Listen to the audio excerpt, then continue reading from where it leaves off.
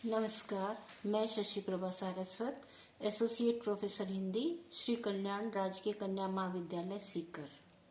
प्रिय विद्यार्थियों, आज की इस ऑनलाइन क्लास में आप सभी का हार्दिक अभिनंदन। हमारे अध्ययन का विषय है आज कवि धूमिल। धूमिल की सुप्रसिद्ध कविता मोचीराम। मोचीराम कविता का निम्नलिखित पद्यांश आज हम करने जा रहे हैं। तो आइए देखें। ऑफ बड़ी गर्मी है, रुमाल से हवा करता है, मौसम के नाम पर बिसुरता है। ऑफ बड़ी गर्मी है, रुमाल से हवा करता है, मौसम के नाम पर बिसुरता है। सड़क पर आतियों जातियों को वानर की तरह घूरता है। सड़क पर आतियों जातियों को वानर की तरह घूरता है। गरज यह कि घंटे पर खटवाता है, मगर नामा देते वक्त साफ नट जाता है, साफ नट जाता है। शरीफों को लूटते हो वह गुर्राता है, शरीफों को लूटते हो वह गुर्राता है। और कुछ सिक्के फेंक कर आगे बढ़ जाता है, कुछ सिक्के फेंक कर आगे बढ़ जाता है। अचानक चिहुक कर सड़क से उछलता है, अचानक चिहुक कर सड़क से उछलता है और पटरी पर चढ़ जाता है, और पटरी पर चढ़ जाता है। चोट जब पेशे पर पड़ती है, चोट जब पेशे पर पड़ती है तो कहीं न कहीं एक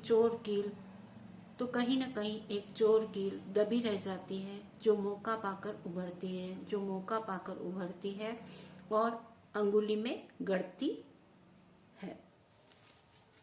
निम्नलिखित पद्यांश आधुनिक काल के साठोत्तरी कविता चर्चित कवि सुदामा पांडे धूमिल द्वारा रचित कविता मोचीराम से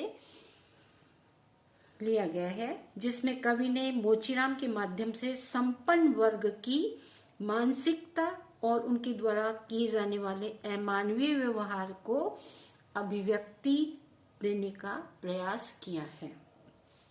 धूमिल जी समाज में फैली हुई अनेकों बुराइयों, विद्रूपताओं, रूढ़ियों इत्यादि पर तीखे प्रहार करते हैं और उसी को या उसी से संबंधित ये कविता है।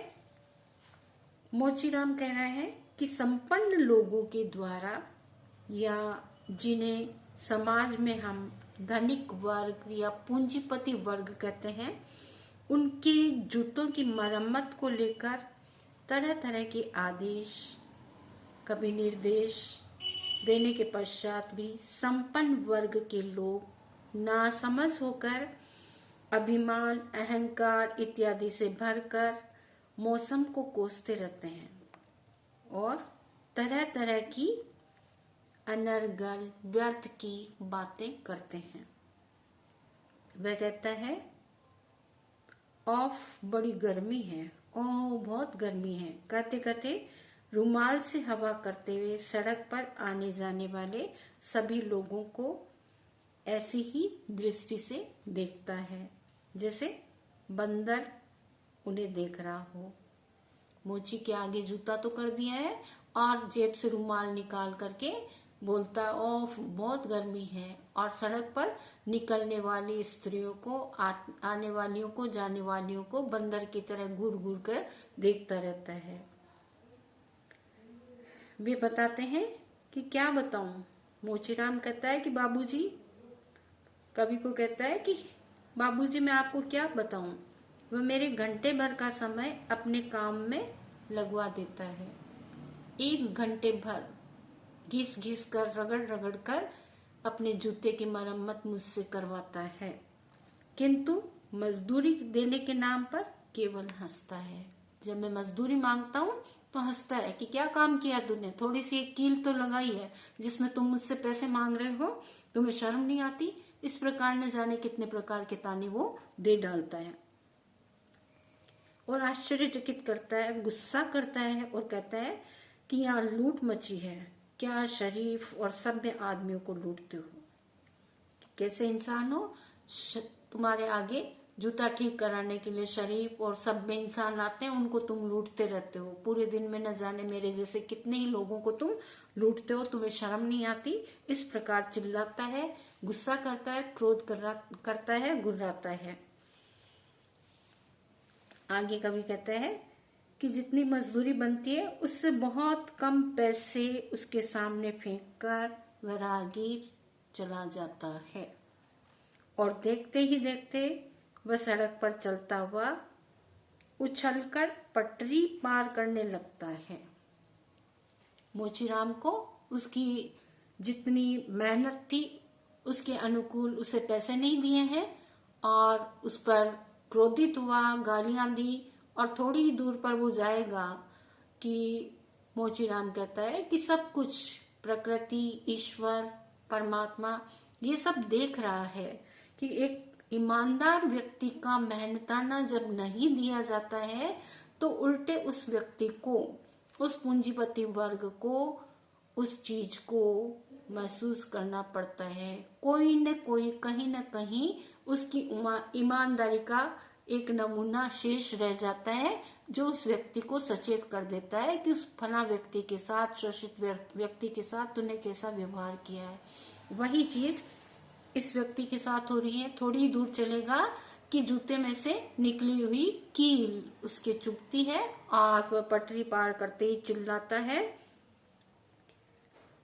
कवि कहता है कि मोचीराम कहने लगा, बाबूजी, मजदूरी के लिए जब चोट उसके पैसे या मजदूरी पर पड़ती है तो उसके सीने पर कहीं न कहीं ठोकर लगती है। उसका दुख या अपने आप ही कोई न कोई चोर की जूते में बिना ठुकी हुई रह जाती है कि जानबूझकर मैं कुछ भी नहीं कर रहा हूँ, स्वतः ही अपने आप ही कहीं कोई छिपी हुई चोर कील है वो नुकीली रह गई है और जो पैसे नहीं देकर गया है उस व्यक्ति के वह चुभ जाती है। बिना ठुकी हुई कोई कील रह जाती है और मौका पाते ही, थोड़ी दूरी पर चलते ही वह उभर आती है और पूरी मजदूरी न देने वालों की उंगली में चुभने लगती है। कहने का तात्पर्य यह है कि मोचीराम कविता के माध्यम से कवि ये कहना चाहता है कि धनिक वर्ग या पूंजीपति वर्ग काम तो कराना चाहता है, अत्यधिक काम मजदूर से लेना चाहता है, लेकिन मजदूर को उसका उचित मूल्य नहीं देना चाहता। जितना कर्म उसने किया है उसके अनुरूप वह उसे मूल्य नहीं देता, पैसा नहीं देता, तनख्वाह नहीं देता, वेतन नहीं देता।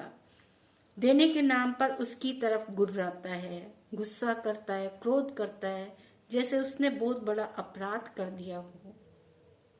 तात्पर्य यह है कि धनिक वर्ग या संपन्न वर्ग के व्यवहार के ऊपर इसमें प्रकाश डाला गया है।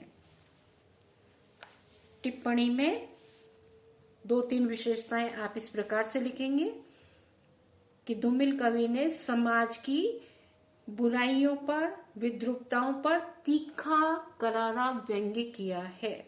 इसकी भाषा सीधी और सरल है जो पाठकों को प्रभावित करती है।